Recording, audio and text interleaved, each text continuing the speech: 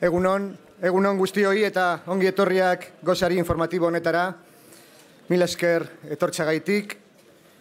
Bienvenidos a este Hotel Arcilla de Bilbao, donde BBK y Nueva Economía Forum Tribuna Euskadi tienen el gusto de nuevo de compartir este desayuno con todos ustedes. Hoy nos acompaña Josu Erkoreka, consejero de Gobernanza Pública y Autogobierno, también es portavoz del Gobierno vasco. Antes de darle la palabra, como siempre, cedemos el testigo a una persona que conoce bien al invitado o invitada. En este caso, la encargada de presentar a Josu Erkoreka es Itxaso Atutxa, presidenta del Bizkai Buru Batzar del PNV. Itxaso.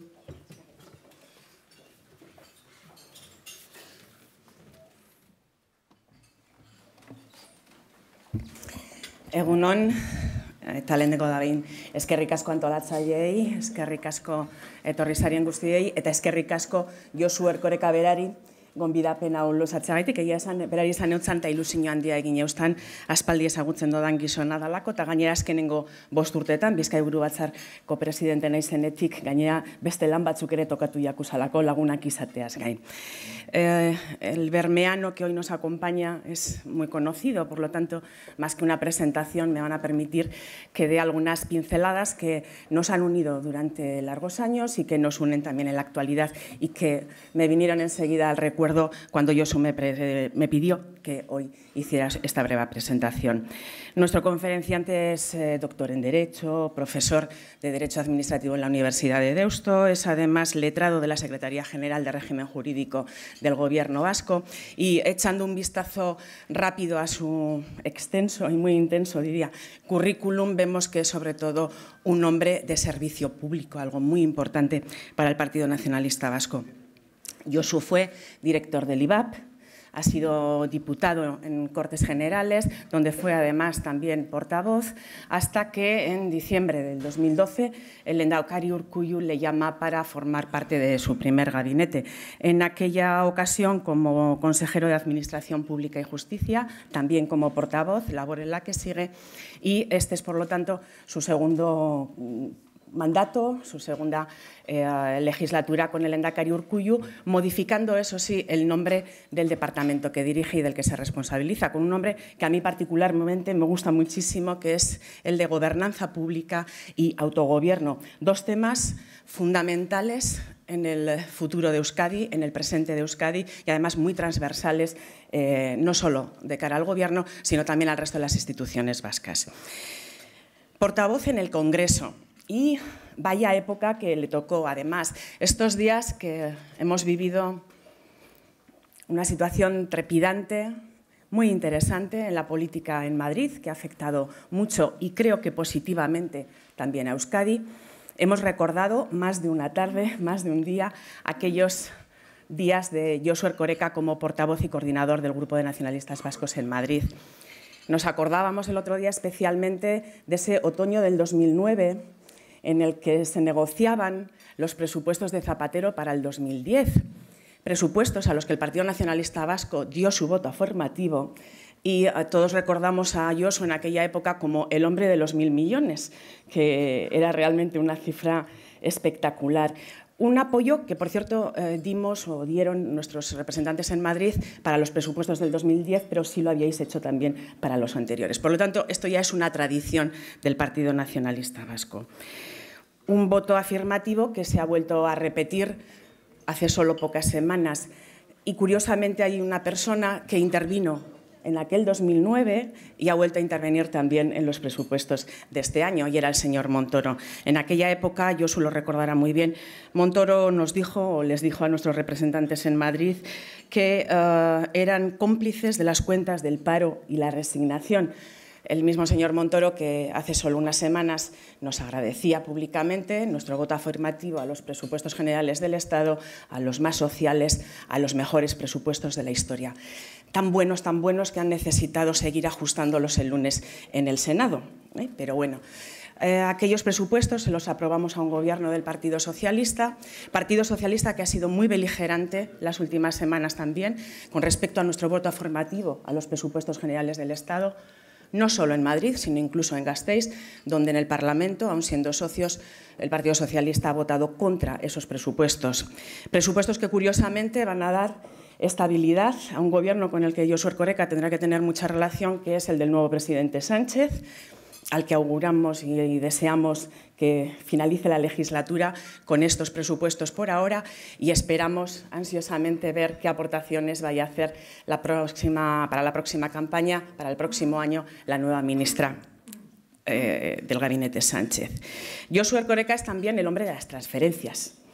No voy a olvidar a otros compañeros suyos como Zubia o Ana Sagasti, pero es verdad que en su época como portavoz y como representante del Grupo Vasco en Madrid, él fue uno de los hombres que con más ahínco trabajó para intentar traer aquello que nos correspondía.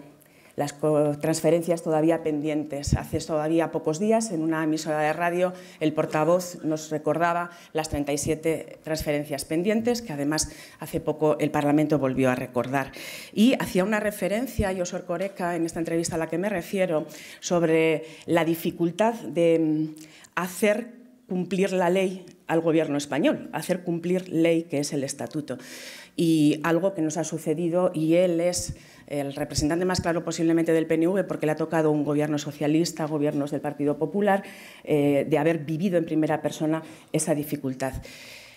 Y con su permiso también yo añadiría que esa dificultad no la tiene solo el Gobierno español, sino que suele contar con la inestimable y muchas veces incomprensible ayuda del Tribunal Constitucional, lo cual hace realmente muy débil nuestro propio sistema y debilita a cara al futuro nuestro propio autogobierno, algo que estos días en la ponencia de autogobierno del Parlamento Vasco espero que se afiance de cara al futuro, teniendo garantías suficientes también para que esto no siga pasando en el futuro.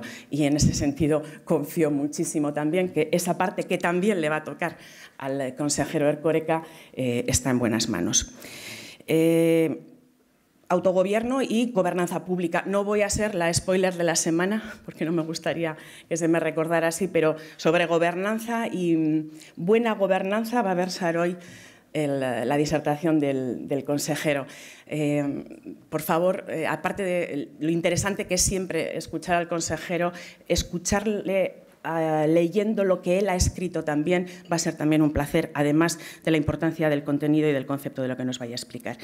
En lo más personal y cercano, además de ser amigos desde hace muchos años, estos últimos 5 años como presidenta del Bizkaia me ha tocado también compartir con él muchas campañas electorales, porque hemos tenido muchas.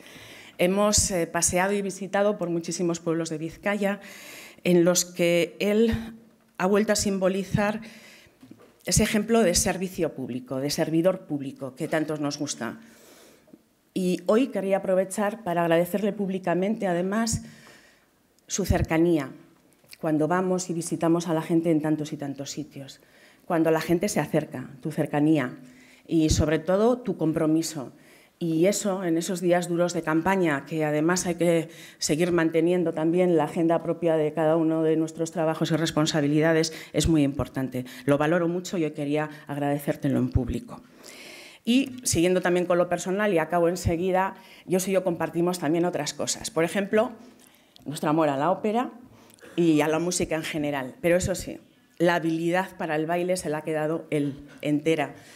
Josu es elegante, distinguido cuando baila un aurresku y después, claro, no se le resiste ni la salsa, ni el rock and roll, ni nada. Yo les invito a todos ustedes a que vengan al próximo Alder de Eguna, no solo por el maravilloso ambiente que solemos tener, sino porque además a partir de las 5:30 verán las dotes de bailarín del consejero. A Josu y a mí nos une también otra cosa, que es el amor por la literatura, pero también él se ha quedado la capacidad de escribir y de esa prosa prolija a la que antes hacía referencia y al mismo tiempo concisa, detallista, ese placer de leer a quien escribe bien. Josu y yo somos además atletisales, lo comentábamos justo ahora, yo incluso le proponía otro entrenador, pero hay algo que nos diferencia, su afición por el footing, en la montaña los fines de semana. Creo que corriendo por la banda en San Mamés le vamos a ver a él en vez de a mí. No me voy a mosquear si Bericho te llama a ti en vez de a mí, lo arreglaremos cuando venga el entrenador que a mí me gusta. Y hay otra cosa que a mí me encanta, que es la fotografía, pero toda Euskadi sabe que los mejores selfies del país son del consejero Erkoreka. Muchos y muchas de las que están ustedes aquí lo han comprobado y es verdad. Y para acabar hay algo que, y me van a permitir el vocablo, me gustaría marcar o remarcar sobre la personalidad del consejero Erkoreka, que creo que también compartimos. Josu y yo creo que somos dos disfrutones de la vida, y perdón por el vocablo, pero desde luego en lo personal, pero también en lo laboral, en lo profesional. Pero en este caso también él es el que tiene después esa capacidad de invitar a los que le acompañan, de ilusionar a los que le acompañan y de contagiar esas ganas de sacar lo máximo posible en cada día de trabajo. Y realmente para los que estamos cerca es siempre admirable. Josuk betik ditu lehenak eta lehenengo ardura moduan pertsonak, lo primero las personas, lo más importante, lo repetimos incesantemente. Por eso, también, porque las personas son nuestro principal objetivo, el bienestar de las personas, el Partido Nacionalista Vasco pone siempre a disposición de las personas, del servicio público, a sus mejores hombres y mujeres.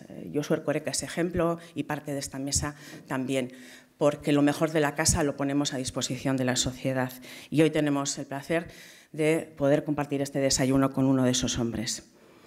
Sailburu eta lagun zaren Josu, herri honek merezi eta gura dauan askatasunezko etorkizun horretarako bidean, zugaz batera lanean jarraitu nahi neuke eta herrigintza horretan pertsonak izan dagiguzala beti helburu eta goiburu.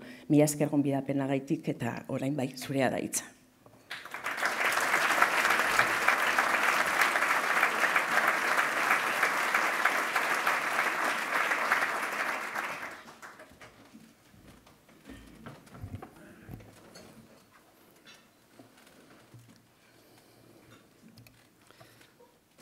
Egunon guztioi, lehenik eta behin, eta eskerrik asko benetan itxaso zure aurkezpenagatik.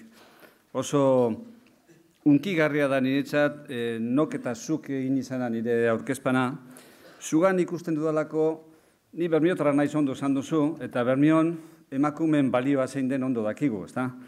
Baina zugan ikusi dut modu argian eta gardenean, emakume batek ardura politikoak eta publikoak hartzen dituenean, teorian gizonezkoenak diren trebetasunetan gizonezkoak aina maila hartzen duzuela, eta teorian emakumezkoenak diren trebetasunetan, hoietan ez dagoela gizonik harrapatuko zaituztenik. Beraz, arlo batean gizonak aina eta bestean gizonak atzean uzten dituzuela. Zugan benetan hori ikusi dut eta pozik jardun izan dut beti zurekin elkarlanean eta presnago hemendik aurrera ere zurekin elkarlanean jarraitzeko. Bueno, hace unas semanas los titulares de prensa destacaban con gran alarde tipográfico el mensaje central de un informe que había sido elaborado para el Círculo de Empresarios, en el que se afirmaba que la calidad de las instituciones es clave para el desarrollo de los países y su bienestar. Y aunque la noticia se presentaba en algunas cabeceras como algo novedoso, lo cierto es que refleja un dato perfectamente conocido para los estudiosos de la cosa pública, ¿no? Decenas de análisis empíricos desarrollados en sede académica han acreditado que la buena gobernanza, como expresión más visible de la calidad institucional, es un factor decisivo de progreso y de bienestar. Un criterio infalible de distinción entre comunidades políticas avanzadas y prósperas y comunidades inviables e incluso fallidas, condenadas a la pobreza y a la marginación. No es casualidad, en este sentido, que los países que mejor han resistido los efectos de la crisis económica coincidan en un elevado porcentaje con los que son conocidos y reconocidos por su buena gobernanza.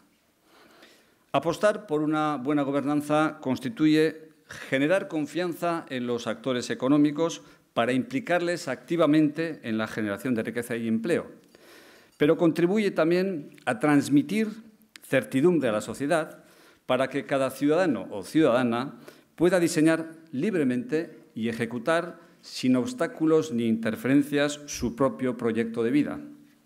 Es desde esta convicción desde la que el acuerdo de coalición entre el Partido Nacionalista Vasco y el Partido Socialista de Euskadi situó su compromiso con la administración pública abierta, transparente y eficaz, no en el apartado estrictamente institucional, como podía haber sido, sino en el epígrafe relativo al crecimiento responsable y transparente. Ahora bien, se preguntará, ¿y qué se entiende por buena gobernanza? ¿A qué llamamos exactamente calidad institucional? O, si me permiten, bajando de lo conceptual a lo más concreto, ¿qué es lo que hoy exige la moderna ciudadanía a sus instituciones?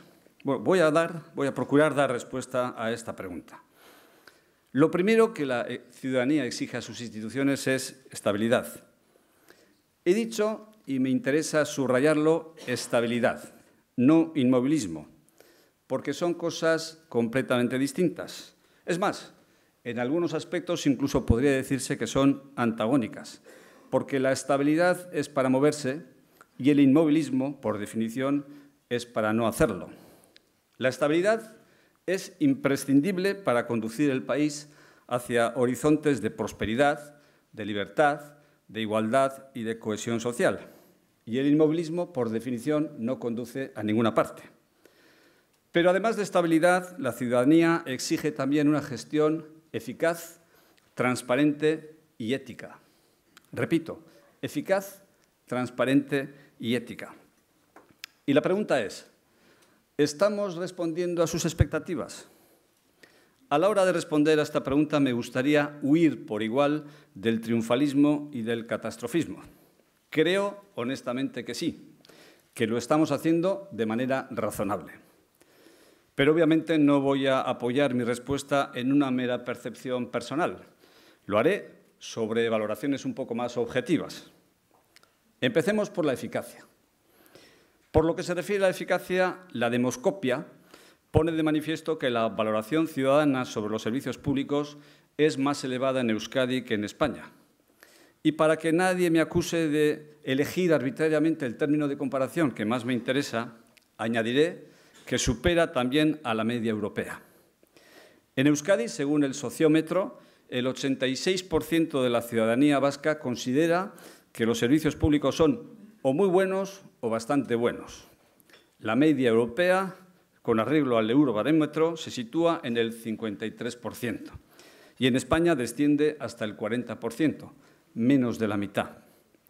Como podrán ustedes imaginar, un resultado así solo puede darse si las entidades públicas que prestan estos servicios que obtienen tan alta valoración ofrecen un cierto nivel de calidad institucional.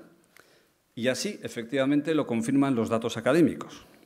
La última entrega del Índice de Calidad de los Gobiernos Regionales de la Unión Europea, elaborado por la Universidad de Göteborg, que corresponde al año 2017, estoy hablando del único indicador de calidad institucional hoy por hoy disponible a nivel regional en el seno de la Unión Europea, pues con arreglo a este índice, la Administración Pública Vasca se sitúa a la cabeza del ranking de calidad institucional entre las comunidades autónomas. El estudio clasifica a las regiones europeas en 8 categorías diferentes desde el punto de vista de la calidad institucional, un concepto multidimensional en el que incluye indicadores muy diferentes como, por ejemplo, el de la imparcialidad, el de la calidad de los servicios públicos prestados y el de los niveles de corrupción. Pues bien, con 0,683 puntos positivos, Euskadi se encuentra en este índice a las puertas del nivel 2, en el que se ubican la gran mayoría de las regiones alemanas y austríacas, por delante, por supuesto, del resto de las comunidades autónomas y de la totalidad de las regiones italianas. En las conclusiones del estudio, desarrolladas por el profesor Rothstein en el Comité de Regiones, se cita expresamente el caso de Euskadi como uno de los casos más interesantes porque, y cito textualmente, a pesar de la tendencia negativa en el promedio de España a lo largo del tiempo, así como del descenso negativo en muchas de las regiones españolas, ha mostrado una mejora constante en el tiempo. Pues bien, no es mi propósito ahora detallar el conjunto de medidas normativas y organizativas que el Gobierno vasco ha venido implementando durante los últimos años para mejorar la eficacia de la acción administrativa. Ni dispondría de tiempo para ello, ni creo de verdad que sean la hora y el foro idóneos. Pero no quisiera dejar de mencionar, aunque sea de pasada, el esfuerzo que estamos desarrollando desde las instituciones para poner las nuevas tecnologías al servicio del buen gobierno. Creo sinceramente que sería imperdonable no aprovechar el enorme potencial que estas tecnologías hacen posible para que hoy sea realidad, pueda ser realidad, lo que hace todavía unas solas décadas era sencillamente inimaginable, ¿no? A una sociedad digital como es la vasca le corresponde una administración también digital. Y no solo porque exista un imperativo legal al respecto, que también, sino por una razón más clara, más evidente, porque desconocer las nuevas formas que la ciudadanía ha elegido para comunicarse nos alejaría a los poderes públicos de la sociedad, impidiendo, de todo punto, dar respuesta a sus necesidades.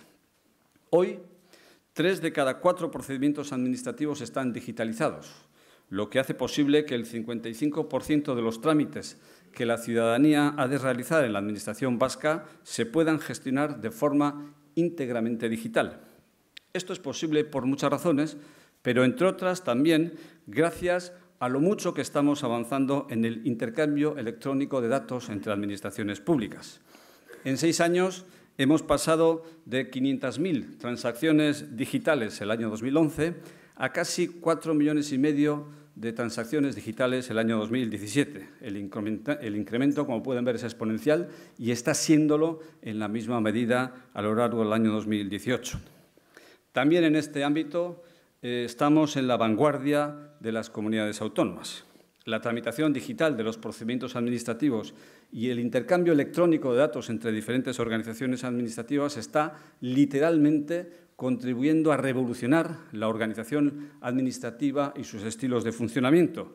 Nos acercan cada día más a la idea de la ventanilla única, que parecía una quimera, y nos alejan cada día más del fatídico «vuelva usted mañana». Transparencia. La transparencia es sin duda un concepto de moda. Parafraseando a Woody Allen, podríamos decir que, como siempre ocurre con las cosas que están de moda, aunque no se sepa cuál es la pregunta, se sabe que la pregunta correcta, que la respuesta correcta es la transparencia, ¿no? Que se ha convertido de esta manera en el valor por antonomasia que sirve para todo y se utiliza para todo. Sin embargo, yo creo que debería ser algo más que un concepto de candente actualidad. Y en ello estamos empeñados en el Gobierno vasco, en erigir la transparencia en la pauta básica que rija la relación entre la Administración pública y la ciudadanía, como medio para hacer posible y reforzar la confianza de la ciudadanía en sus instituciones y apuntalar así su implicación con lo público. La transparencia permite conocer lo que la Administración es, hace y proyecta. Las 3 cosas, lo que es, lo que hace y lo que proyecta. Su función, por tanto, desde este punto de vista, es instrumental, pero no por ser instrumental puede decirse que sea secundaria, porque su aportación es crucial para ganarse la confianza y la implicación de la ciudadanía, que es el desafío fundamental de una institución pública que quiere ser participativa, y ya que nadie confía ni se implica en lo que desconoce y menos aún en lo que se le oculta. Esto es lo que pretende superar la idea de la transparencia. En Euskadi no existe hasta la fecha una ley propia que regule la transparencia de la Administración pública, pero hay que precisar que el Parlamento vasco lleva ya varios meses trabajando en un texto ambicioso que aspira a cubrir esta laguna normativa. Ello, sin embargo, no ha impedido que Euskadi lleve ya varios años ocupando una posición de vanguardia en el índice de transparencia que la ONG Transparencia Internacional elabora cada 2 años entre las comunidades autónomas. En 2012 obtuvimos 97,5 puntos sobre 100 de una media de 79,9. 2 años después tocamos techo. Alcanzamos la máxima puntuación junto con Cataluña y Castilla y León. Y en 2016 nos mantuvimos en la cumbre con 100 puntos sobre 100, aunque esta vez hay que señalarlo en solitario. Este último año la auditoría fue con diferencia la más rigurosa de entre las realizadas hasta la fecha, con nuevos parámetros de medición y con indicadores mucho más exigentes, lo que pone de manifiesto que tanto la consecución de los 100 puntos que obtuvimos como la consecución de la primera plaza en solitario resultaron más difíciles que en las ediciones anteriores. Bien, pero estos datos no nos hacen perder la perspectiva. Yo soy consciente de lo mucho que tenemos aún por hacer, de lo mucho que tenemos por mejorar. Nuestra referencia sigue siendo los países más avanzados en esta materia y estoy convencido de que los buenos resultados obtenidos hasta la fecha no deben relajarnos. Todo lo contrario, deben servirnos de acicate para continuar en la brecha, mejorando, perfeccionando y luchando por mantenernos en la vanguardia de cara a la auditoría de esta ONG que se llevará a cabo de nuevo a lo largo del año 2018, este mismo año. Ética. Uno de los principales retos de la buena gobernanza consiste en retener o, en su caso, recuperar la confianza de la ciudadanía en las personas que gestionamos lo público. En Euskadi, la corrupción no genera en la ciudadanía el nivel de preocupación que suscita en otros ámbitos. Según el sociómetro, solo se encuentra entre los 3 primeros problemas para el 5% de la población. En España, este porcentaje se eleva hasta el 35%, según el CIS. Hoy, más que nunca, la sociedad exige que las responsabilidades públicas recaigan en personas íntegras y fiables que actúen con honestidad y que gestionen los servicios públicos y los recursos públicos con rigor y con responsabilidad. De ahí que la buena gobernanza deba contar siempre con lo que viene conociéndose como un marco de integridad institucional. Un marco de integridad institucional que descanse sobre 2 pilares. 1, un elevado umbral de exigencias o de estándares éticos para la conducta de los cargos públicos. Y 2, un mecanismo efectivo de seguimiento y evaluación que asegure que el compromiso ético de los cargos públicos no se vea reducido al fin y a la postre a una mera pose cosmética. Hace 5 años, el Gobierno vasco aprobó un código ético novedoso y exigente al que se han adherido todos los cargos del sector público autonómico y que está dando lugar, no me importa reconocerlo, me parece importante subrayarlo, a una experiencia inédita, sin precedentes, en el ámbito de la integridad institucional. La nota distintiva principal de este nuevo sistema de integridad institucional que hemos ensayado en el Gobierno vasco radica en el hecho de que, para evitar que quedase reducido a mero papel mojado, como tantas veces ha ocurrido y ocurre con iniciativas similares en otros ámbitos, en este caso se preveía la creación de un órgano específicamente concebido para monitorizar su cumplimiento, para hacer un seguimiento explícito de su cumplimiento. Es la llamada Comisión de Ética Pública. Durante el último quinquenio, esta Comisión de Ética Pública ha dictado 60 resoluciones, dando respuesta razonada, motivada, a todos y cada uno de los dilemas éticos que le han sido planteados por las y los cargos públicos, pero también dando respuestas del mismo tenor, razonadas y motivadas, a las denuncias presentadas por terceras personas, alertando a la Administración sobre la eventual ilicitud moral de las conductas de algunos de sus cargos públicos. Todo esto lo ha analizado y lo ha resuelto la Comisión de Ética Pública en los términos que acabo de citar durante los últimos años. Ello nos ha permitido ir dando forma a un corpus doctrinal cuyo principal valor consiste en que, lejos de perderse en consideraciones especulativas, tan habituales, por otro lado, en el discurso ético, nacen de la experiencia cotidiana de los cargos públicos y procuran aportar reflexiones útiles y proponer pautas concretas que den respuestas a las también concretas situaciones a las que se enfrentan en su trabajo diario. Obviamente, el sistema de integridad institucional que estamos ensayando en el Gobierno vasco no pretende ni podría suplantar al sistema penal para los supuestos de corrupción delictiva grave.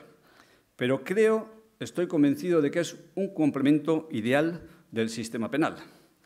Y es un complemento ideal porque está dando lugar a la creación de un ecosistema ético dentro del sector público que, más allá de la frontera entre lo legal y lo ilegal, permite a los cargos públicos detectar y refutar ambas cosas. Primero detectar y luego, en su caso, una vez detectado, refutar lo que, pese a no ser ilegal, sin embargo, es o puede ser inmoral. Y está contribuyendo también a la implantación de un importante acervo de buenas prácticas y al desarrollo de hábitos y conductas saludables desde el punto de vista de la higiene democrática. La experiencia, repito, inédita y francamente positiva, está poniendo de manifiesto que los cargos públicos del Gobierno vasco no solo no carecen de sensibilidad ética, sino que buscan activamente respuestas a las dudas de carácter ético que les suscita su trabajo cotidiano y desean, de verdad, honestamente, acomodar su comportamiento a criterios morales. Y lo hacen en el marco, además, de un modelo preventivo y autónomo, no represivo y heterónomo. Y lo hacen en el marco de un sistema preventivo y autónomo porque creemos que encaja mejor con los modelos institucionales del norte de Europa, que son, sin duda alguna, los que nos sirven de referencia y orientación en este modelo, en este ámbito.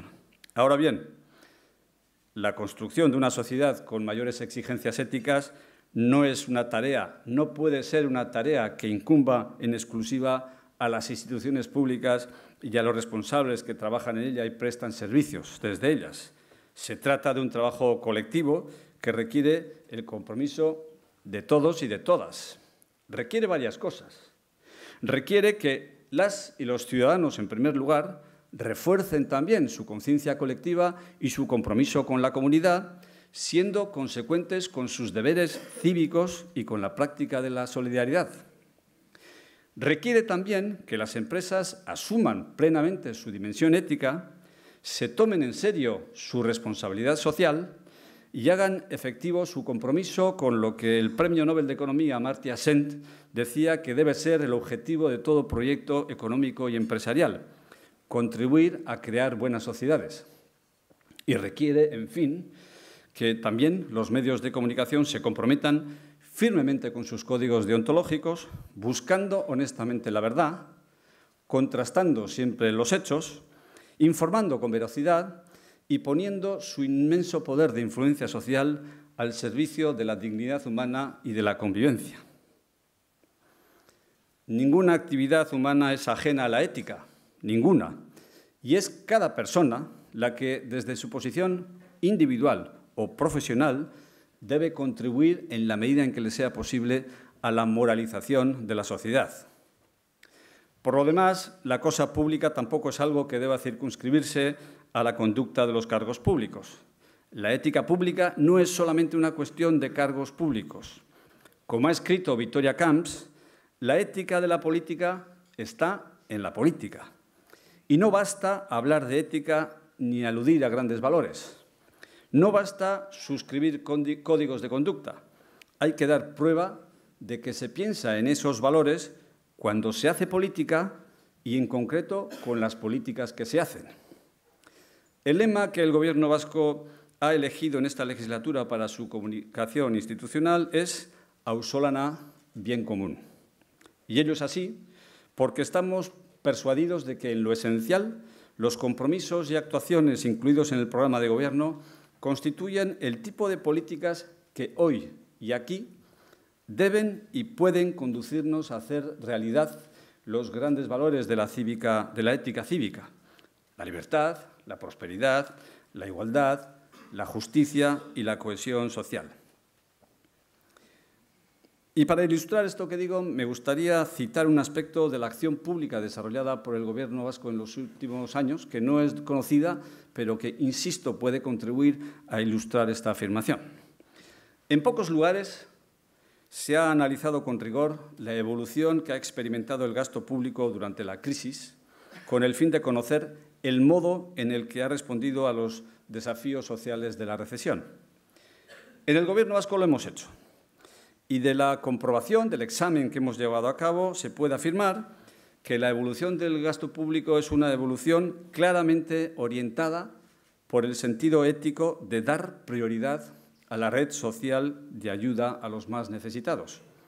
Un sentido ético que ha hecho realidad no solamente el lema al que antes me refería, auzolana bien común, sino también el que presidió la comunicación institucional del Gobierno vasco durante la pasada legislatura, compromiso con las personas, persona helburu. Voy a aportar estas cifras. Analizado en cifras homogéneas, entre 2009 y 2018, el periodo de la crisis, el gasto social ha pasado de representar el 60,9% del total a sumar el 67,2%. En términos absolutos, este incremento porcentual se cifra en 610 millones de euros. Durante el mismo periodo, el periodo de la crisis, el gasto específico de protección social, no ya el gasto social genérico, sino el específico de protección social, ha pasado de representar el 23,6% del PIB a constituir el 24,4%. Por habitante, el gasto de protección social se ha elevado en un 11,6%. Durante la crisis, Euskadi ha pasado de tener en 2008 un gasto de protección social por habitante del 123% de la media española a situarse en 2016 en el 136% de esta misma media. Y si tomamos como referencia la Unión Europea 28, podemos observar que si en 2008 el gasto social per cápita se situaba en el 99,8% de la Unión, ahora representa el 105,5%. Creo que las cifras hablan por sí solas. Pero llegados a este punto, permítanme hacer una valoración muy personal. Los datos que acabo de aportar permiten apreciar que el sistema institucional vasco evoluciona hacia el horizonte de lo que la profesora americana Carol Gilligan esbozó hace décadas como una democracia cuidadora. Un modelo de convivencia y de organización social que, junto a la ética de la justicia, incorpora también, institucionaliza también la ética del cuidado, una aportación específica de la voz moral de las mujeres, históricamente silenciada, que se centra en la adopción de comportamientos concretos de atención y solidaridad con las personas desvalidas y marginadas. La lucha por una sociedad más equitativa incluye también una acción de los poderes públicos encaminada a conseguir el desarrollo de personas que prefieren vivir de una forma que favorezca la equidad. Y a ese objetivo responden algunas de las medidas que estamos impulsando desde el Gobierno vasco en el ámbito de la conciliación personal, laboral y familiar.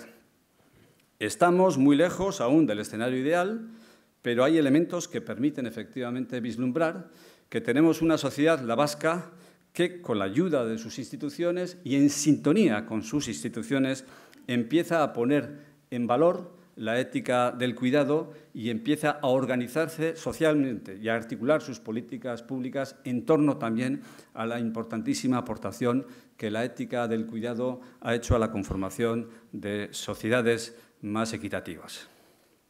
Autogobierno.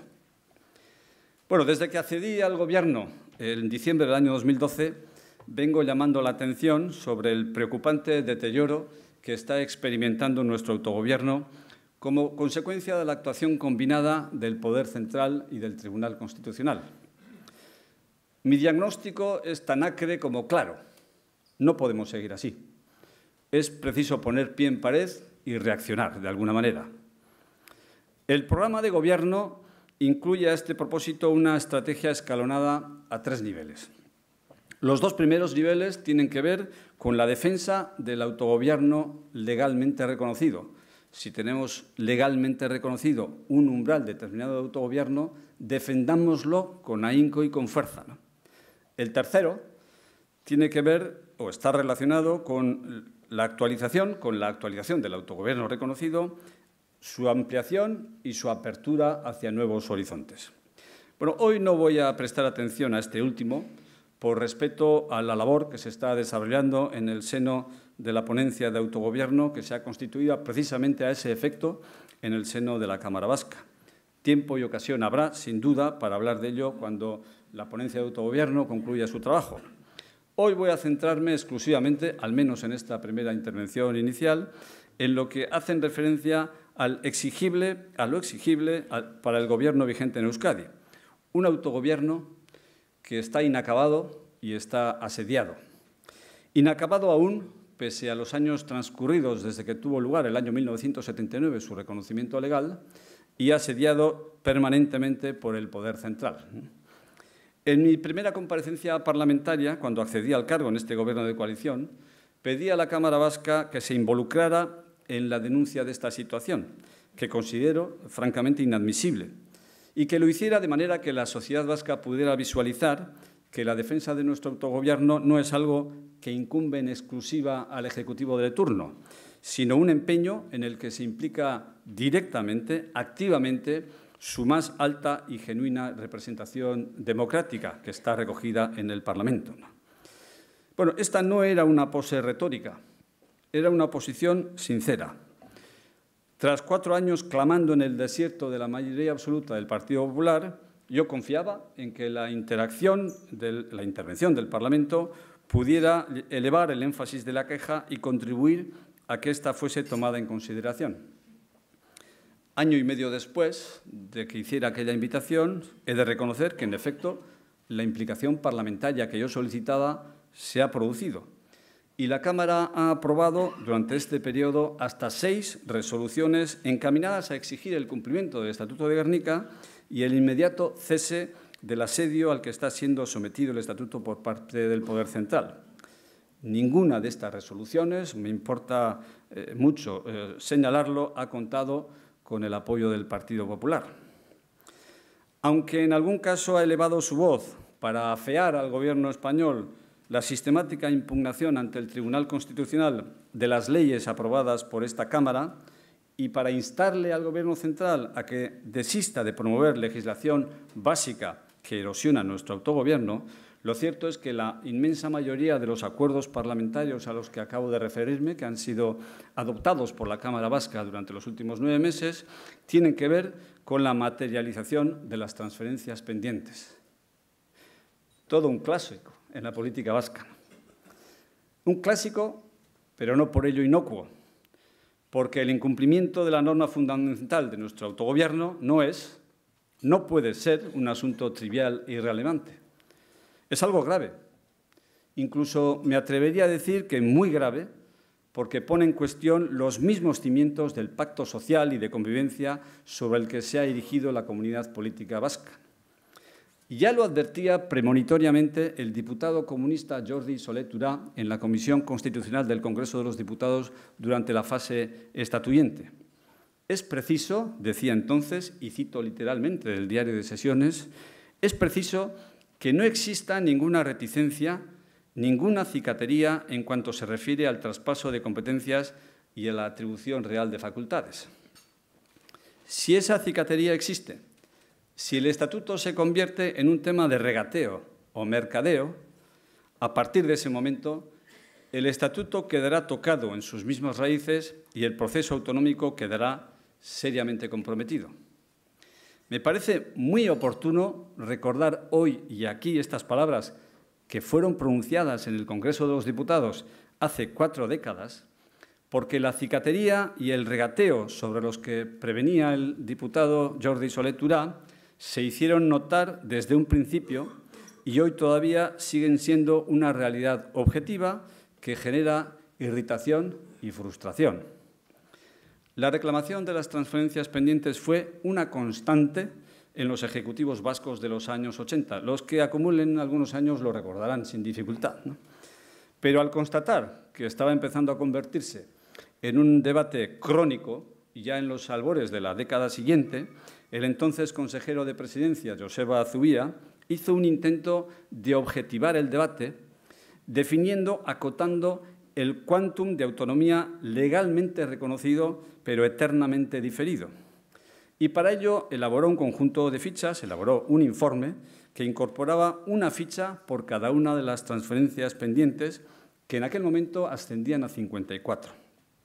Aquel informe, que recibió por el nombre de su autor o de su impulsor, el nombre de Informe Zubia, fue ampliamente estudiado y debatido por el Parlamento Vasco, que alumbró con amplio consenso dos documentos fechados en 1993 y en 1995 y que han constituido la guía por la que se ha regido desde entonces la reclamación de las transferencias pendientes aún sin realizar, ¿no?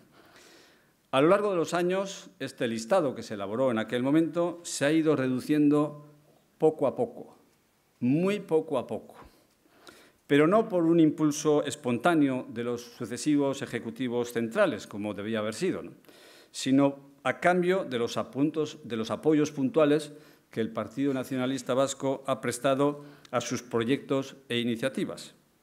Así de claro y así de amargo. El Estatuto solo se ha desarrollado cuando y en la medida en que el Partido Nacionalista Vasco comprometía sus efectivos parlamentarios en Cortes Generales para apoyar al Gobierno central de turno. Como si el desarrollo estatutario fuera algo que solo incumbe a esta formación política y en lo que solo a ella cabe exigir implicación y compromiso.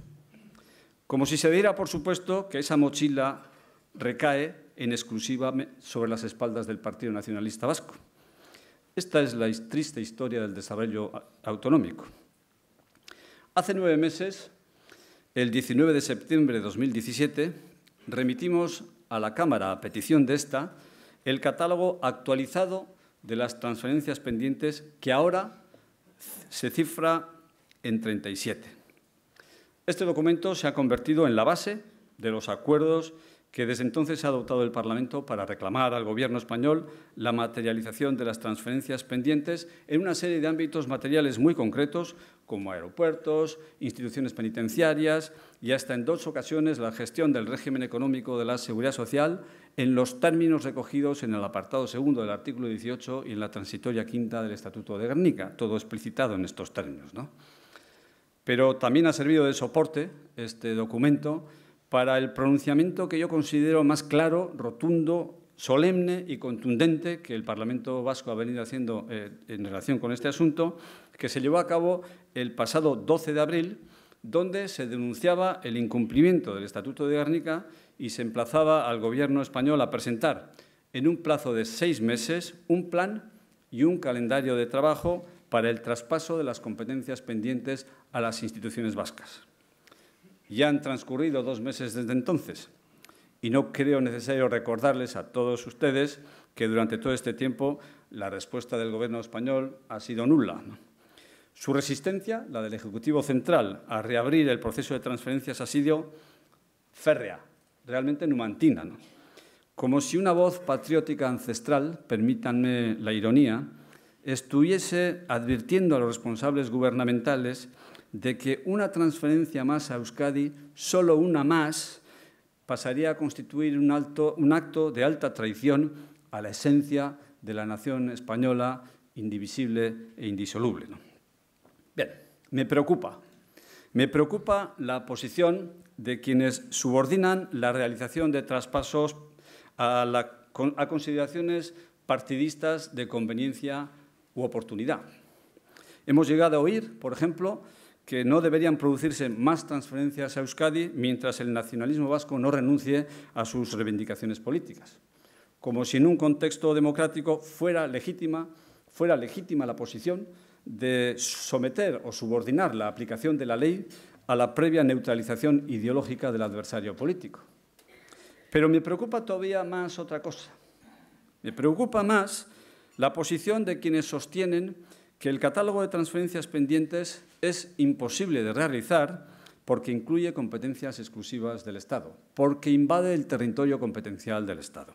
Y digo que me preocupa esta segunda posición porque si hoy no es posible lo que una amplia mayoría parlamentaria en la Cámara Vasca consideraba perfectamente posible en 1993 y en 1995, se está viniendo a asumir y a aceptar que el Estado autonómico ha cambiado, que el Estatuto no ha experimentado modificación alguna, pero el entorno ha condicionado el alcance y contenido del Estatuto hacia una progresiva reducción del ámbito de poder reconocido a Euskadi, algo extensible, por lo demás, al conjunto de las comunidades autónomas. Viene a reconocerse con este planteamiento que se ha producido una evolución restrictiva que está siendo avalada por algunos de los partidos de reciente incorporación al escenario político español y, por supuesto, que perjudica de manera especial a una comunidad como la nuestra, que goza de un autogobierno singular, específico y no generalizable. En cualquier caso, voy a concluir ya. Todo esto que acabo de comentar es historia. Historia reciente, pero historia. Y el Gobierno, que ha tenido congelado el proceso de transferencias durante los últimos 6 años, ha sido ahora sustituido por otro. Un Gobierno nuevo, con nuevas personas y una nueva actitud hacia el diálogo, la negociación y el entendimiento. Creo, honestamente, que se abre una nueva oportunidad que no podemos desaprovechar. Una nueva etapa en la política española, con 2 años de trabajo por delante, que tenemos la obligación de aprovechar en la medida de lo posible. Esta semana he hablado con la nueva ministra de Política Territorial y Función Pública. La conozco personalmente. He tratado con ella durante mi etapa en Madrid. Ambos coincidimos en el espacio del hemiciclo. Le he felicitado por el cargo, lo que toca la cortesía, y le he puesto también en antecedentes. Le he resumido todo esto que les acabo de contar a ustedes. Tiene ya sobre su mesa el catálogo actualizado de transferencias pendientes y le he dado cuenta también de los acuerdos alcanzados durante los últimos meses en el seno del Parlamento Vasco, intentando retomar el proceso de transferencias. Confío en que a través del diálogo y el entendimiento seamos capaces de eliminar de la agenda política vasca ese punto, ese apartado que ha ocupado siempre un lugar extraño, que es el de las transferencias pendientes, ¿no? Espero que, efectivamente, cuando concluya la legislatura, podamos decir que ese apartado de la agenda política vasca ha desaparecido definitivamente, porque las transferencias pendientes, ese clásico de la política vasca de los últimos 40 años, ha sido superado y resuelto definitivamente a través, insisto, del diálogo, del consenso y del acuerdo. Esta es mi prioridad en este momento, la principal de mi cartera, y expreso, reitero hoy ante ustedes, algo que anuncié en la conversación telefónica que tuve con la ministra. Expreso mi disposición y la de mi departamento para trabajar firmemente en esta decisión, en esta línea. Eskerrik asko.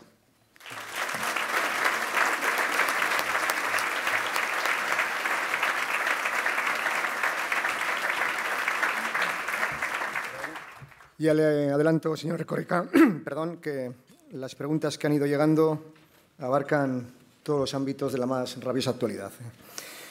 Ignacio González dice, grado de digitalización administrativa, entiendo que se refiere un poco a lo que usted ha comentado en su exposición, increíble número de transacciones de datos entre administraciones públicas. Y ahora viene una doble pregunta. ¿Lo autoriza la Unión Europea sin más? ¿Hay sentencias en contra si no hay autorización expresa para la cesión?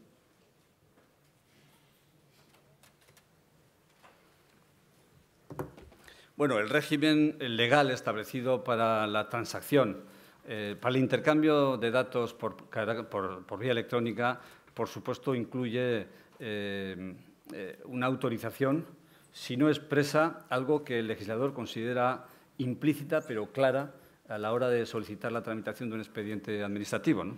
Si alguien impulsa la tramitación del expediente para conformar el cual resulta imprescindible incorporar documentos que se encuentran en poder de otras administraciones públicas y que la administración responsable de la tramitación del expediente principal ha de recabar de manera automática por vía electrónica, para esto hacen falta varios pasos. Primero, tiene que existir un protocolo concertado entre las dos administraciones, ¿no?, de manera que el intercambio sea posible sin menoscabo de la protección de datos de carácter personal.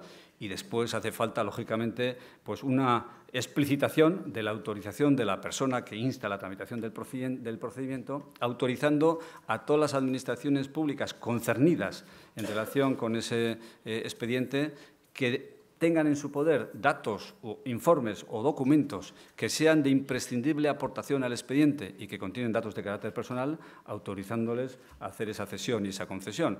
En fin, no es solamente una cuestión técnica, efectivamente, además de la existencia de un conjunto de relaciones articuladas técnicamente en el terreno electrónico para que el intercambio sea posible, hay que trabajar mucho en los protocolos, ¿no? Así que no estamos hablando de que una administración accede libérrimamente a las bases de datos de otra administración, sino que formalicen las solicitudes de manera que se formule claramente lo que una administración en la tramitación de determinados tipos de expedientes va a requerir de otras administraciones y se formalice ese protocolo diciendo yo a ti solo te preguntaré si la persona por la cual me intereso está en el padrón municipal sí o no.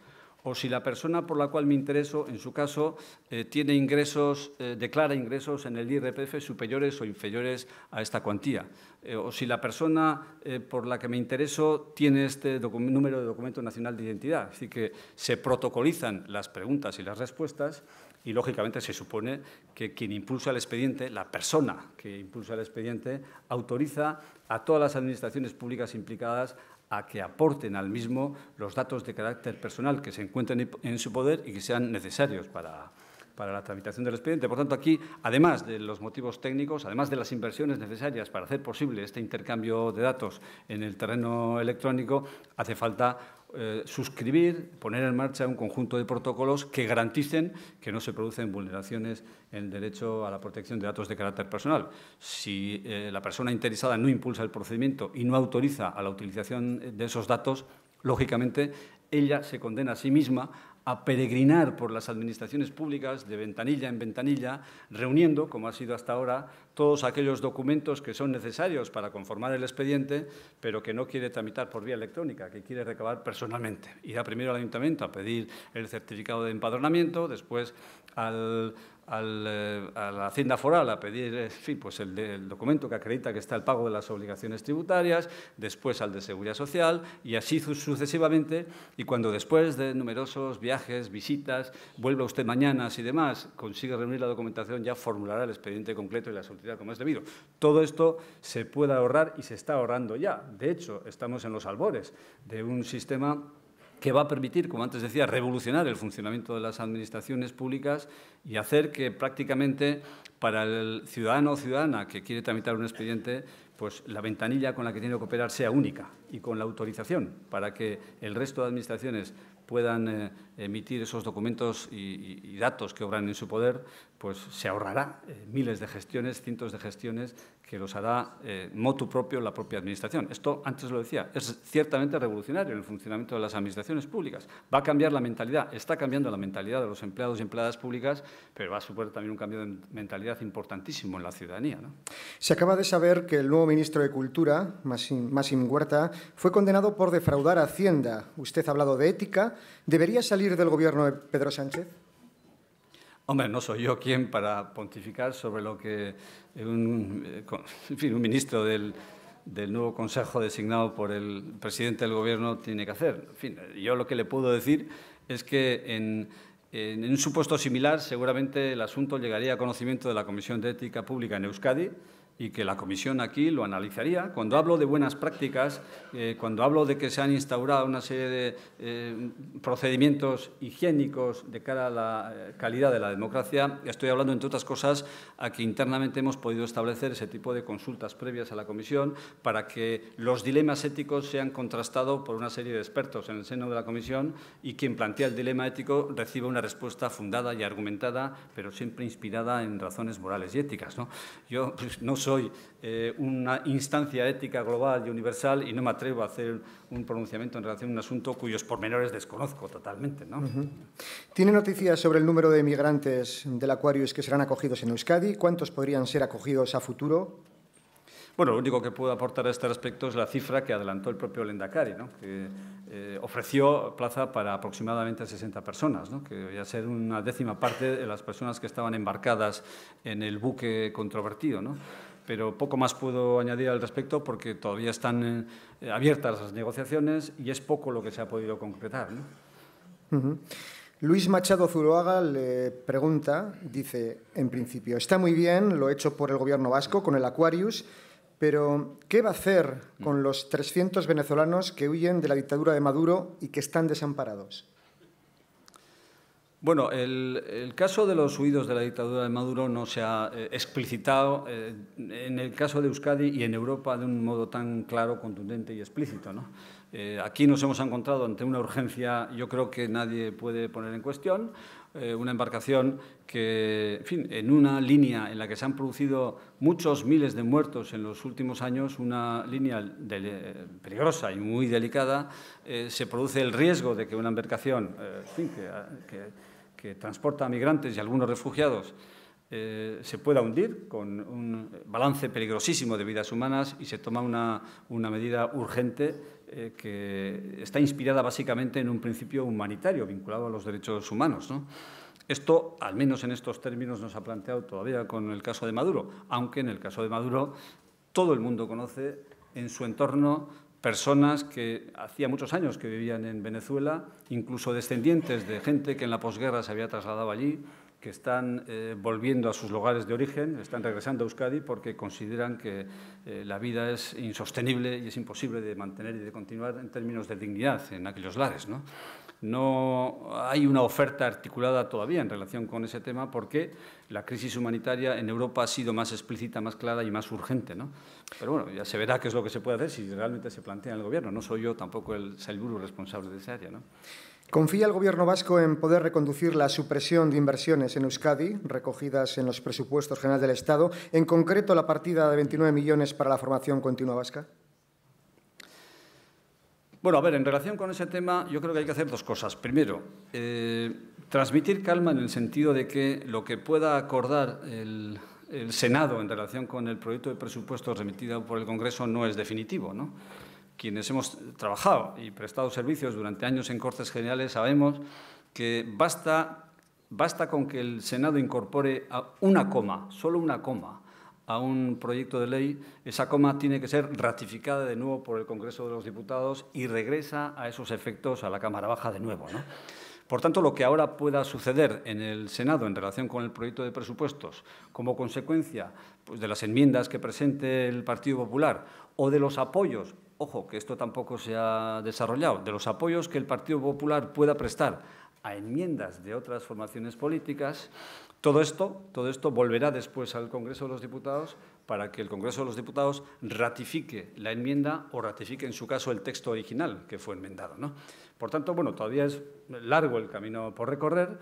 Es cierto que, en fin, este planteamiento, aunque nos permite tranquilizarnos un poco en relación con el destino inmediato de estas partidas, pues tiene la incertidumbre de que en este momento no hay o no parece verse con claridad que un solo actor pueda controlar la mayoría en el Congreso de los Diputados, porque los intereses en relación con un tema como el de los presupuestos pueden ser enormemente heterogéneos e incluso antagónicos, incluso entre los grupos que han apoyado al nuevo presidente del Gobierno, seguramente a la hora de tomar posición en relación con las enmiendas que vienen del Senado, pues las posiciones no serán coincidentes. Habrá que ver de qué manera la coincidencia o la convergencia de votos en el apoyo a Pedro Sánchez pueda repetirse a la hora de corregir en fin, las enmiendas incorporadas por el PP o aprobadas por el PP en el Senado, pero por lo que respecta al efecto que esa sentencia o que esa enmienda pueda producir en la economía vasca, pues yo creo que, más allá de lo que haya podido decir, que yo creo que me pronuncié con absoluta claridad, ¿no? Desde el Partido Popular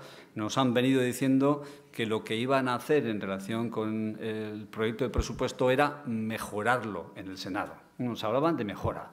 Lo dijeron primero los portavoces y máximos responsables del Grupo Parlamentario Popular en el Senado y luego lo reiteraron los propios líderes del Partido Popular en Euskadi. Nos hablaron de mejorar el presupuesto, ¿no? Visto qué es exactamente lo que han hecho, pues yo no acabo de ver, el Gobierno vasco tampoco acaba de ver en qué mejora desde la perspectiva vasca el proyecto de presupuesto este tipo de medidas. Por eso pedimos al Partido Popular de Euskadi, sobre todo a los líderes vascos del Partido Popular, que explicaran a la sociedad vasca a ver cómo entendían que ese tipo de enmiendas que privan de recursos importantes a la sociedad vasca en materias tan relevantes como la formación continua o como la I+D+I en el ámbito de las energías, cómo eso puede ser interpretado por un electo vasco, por un responsable político vasco, como una mejora en el proyecto presupuestario. Yo no acabo de verlo, pero también ha habido voces cualificadas de la sociedad vasca que se han pronunciado en esa dirección, más clara y contundente que yo, incluso, ¿no? Por tanto, yo lo dejo ahí. Hasta la fecha, yo no he escuchado una respuesta mínimamente convincente de los líderes del Partido Popular de Euskadi, ¿no? Que me explique por qué. Es verdad que desde la perspectiva vasca el presupuesto ha mejorado, privando a Euskadi de unos recursos que se iban a materializar en esos ámbitos, la formación profesional y la I+D+I en el campo de la energía, ¿no? ¿Existe algún compromiso por parte del PSOE o el PSE, Partido Socialista de Euskadi, para acelerar las transferencias de materias pendientes? Bueno, no hace falta un compromiso especial. El capítulo de las transferencias pendientes está expresamente recogido en el acuerdo de coalición, que no solamente adelanta un listado de transferencias que eventualmente podrían ser ratificadas por la propia Cámara, sino que además prioriza dos de entre ellas, ¿no? Señala que será compromiso compartido del Gobierno el de prestar especial atención a la materialización de las transferencias relativas a las instituciones penitenciarias y a la gestión del régimen económico de la Seguridad Social. Esto está expresamente recogido en el acuerdo de coalición y está también recogido en el programa de Gobierno, como no puede ser de otra manera, ¿no? Por tanto, eso no requiere ser explicitado. Yo esto sí que lo he transmitido a la ministra de Política Territorial, se lo he transmitido. Lo que yo he venido diciendo estos días es que parece lógico pensar que un documento que es compartido por los dos socios de Gobierno, que forma parte de nuestro programa de Gobierno y de los compromisos que como Gobierno de coalición hemos adquirido ante la sociedad vasca, pues sea también más fácilmente comprendido por un Gobierno que está sustentado por una formación política orgánicamente relacionada con una de las formaciones que integra la coalición de Gobierno en Euskadi. Esto yo creo que es una obviedad que no requiere especial explicación. Si esto se va a plasmar o no, o va a facilitar los acuerdos o no, ya lo veremos, pero yo creo que hay motivos para pensar que sí puede contribuir a mejorar esos acuerdos, ¿no? El presidente del Foro de Expertos del Instituto BBVA de Pensiones, José Antonio Erce, desaconsejaba ayer en Bilbao que Euskadi reclame la transferencia de la Seguridad Social. Dijo que Euskadi sufriría un déficit de entre 2.000 y 3.000 millones de euros. ¿Cómo valora esta opinión? Bueno, ese es un comentario que creo que no está en sintonía con el alcance y contenido de la transferencia que viene planteándose y debatiéndose tanto en el documento de transferencias pendientes como en el seno del Parlamento Vasco, ¿no? Porque yo creo que he hecho una referencia explícita a ello, ¿no? Diciendo que cuando hablamos de esa transferencia hablamos no de montar hoy y aquí una seguridad social vasca alternativa, disociada y radicalmente independiente de la española. No, porque esto ni tiene soporte, ni está previsto en el Estatuto de Gernika, ni tampoco es el núcleo del contenido y de la referencia que en el Gobierno de coalición hacemos a esa referencia, ¿no? Estamos hablando de una transferencia en el marco del Estatuto. El artículo 18.2 del Estatuto dice que corresponde al Gobierno vasco el desarrollo legislativo y la ejecución de la legislación básica del Estado en materia de seguridad social y que le corresponde también la gestión del régimen económico de la seguridad social, ¿no? Y la disposición transitoria quinta del Estatuto hace una referencia al modo convencional en el que tendrá que articularse esa transferencia, diciendo que todo ello será sin perjuicio de la unidad sistema.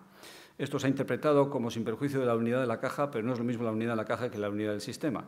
En cualquier caso, lo que parece evidente es que aquí está pendiente una negociación, está pendiente una mesa bilateral en la que vayamos desbrozando los aspectos técnicos que más dificultad entraña de cara a clarificar cuál es el alcance y contenido de la competencia que el Estatuto atribuye a la Comunidad Autónoma de Euskadi en el ámbito de la gestión del régimen económico de la Seguridad Social, pero es que hasta la fecha no hemos encontrado un interlocutor en el Gobierno central dispuesto a afrontar de manera conjunta esa exploración y ese debate, ¿no? Por tanto, en ningún caso estamos hablando de un déficit como el que apunta la pregunta, que se haría patente de manera inmediata porque la caja única la dividimos en dos. Siempre hemos dicho que no es lo mismo hablar de una caja única que hablar de un principio de unidad de caja, ¿no?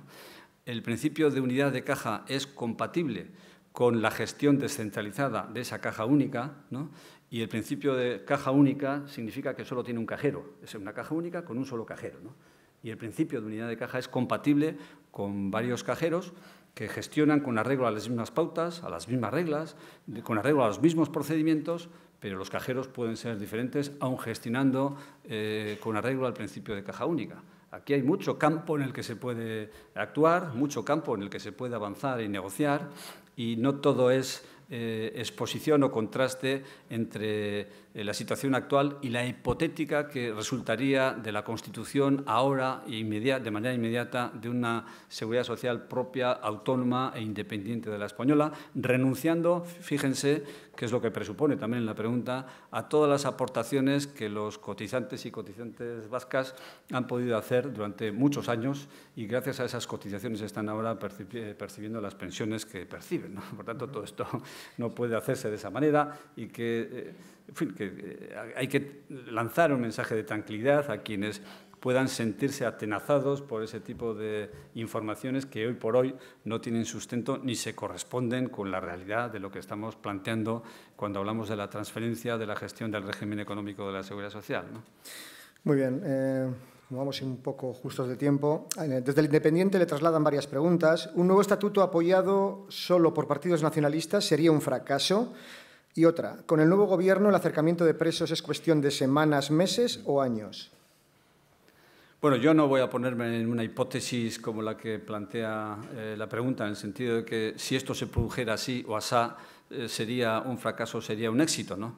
Lo que tenemos acordado en el pacto de gobierno es que se buscará en el seno de la ponencia de autogobierno constituida en el Parlamento Vasco un documento de bases y principios que descansará sobre el máximo acuerdo posible, ¿no? Y ese es el objetivo, en principio, que hay que conseguir, ¿no?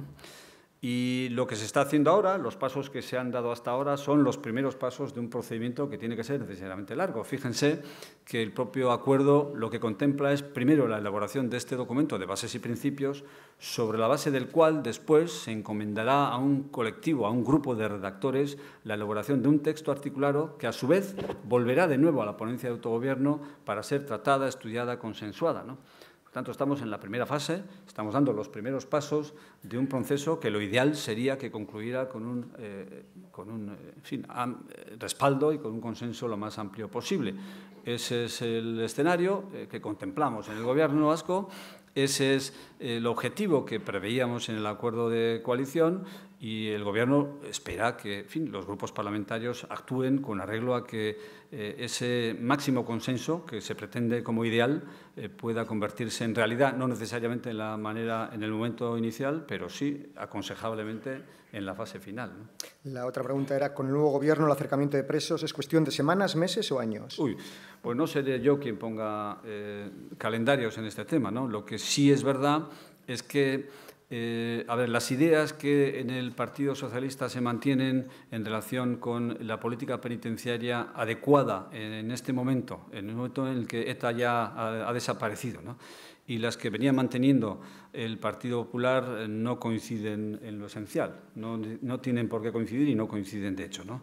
No hay más que ver que pues muchas de las medidas que había impulsado el Gobierno de Zapatero al término de su mandato pues fueron desactivadas inmediatamente después, cuando tomó posesión el Gobierno de Rajoy. Por tanto, algunas discrepancias había, ¿no?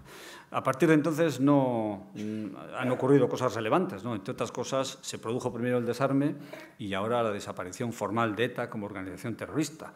No es difícil encontrar testimonios, declaraciones públicas muy contundentes hechas por líderes del Partido Popular subordinando el cambio de la política penitenciaria a la desaparición de ETA. Bien, ya desapareció ETA, pero hemos visto que en los últimos extractores del Gobierno tampoco mostraban el más mínimo atisbo de esbozar un cambio penitenciario que diera cumplimiento a sus palabras y sus promesas, ¿no? Pero yo creo que aquí sí que cabe afrontar un nuevo escenario con interlocutores nuevos que muy probablemente vendrán con planteamientos diferentes en relación con lo que se puede hacer en el ámbito de la política penitenciaria. Y fíjese que lo que se viene reivindicando por parte de las instituciones no es un cambio legislativo, sino explorar las posibilidades que la norma en vigor ahora, que la legislación penitenciaria en vigor ahora, permite para avanzar en una política penitenciaria más abierta, más flexible, más distendida y que contribuya a humanizar el conflicto, ¿no?